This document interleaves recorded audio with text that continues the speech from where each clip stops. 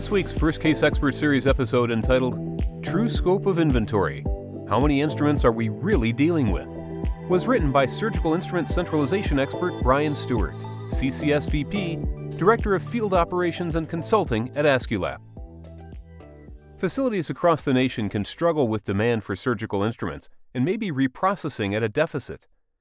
This can lead to an accepted practice of same-day turnovers to support not just add-on cases, but also scheduled surgical procedures. This is accomplished by turning over instruments from early morning cases for other cases in the afternoon. As health systems move to reprocess at a centralized location, the same-day turnover method is no longer an option. There are also considerations for logistics that impact the typical 5 to 6 hours required to reprocess an instrument set per the Instructions for Use, IFU. Depending on the starting point of current inventory levels, there is likely the need to augment inventories by 0.6 to 1 day of inventory.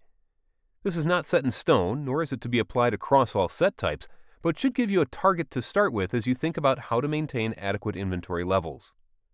Some questions to consider as you think about your inventory needs.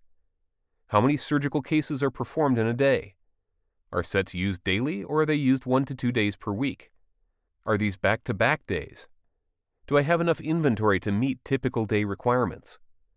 Will there be limited reprocessing capabilities that meet all requirements on site?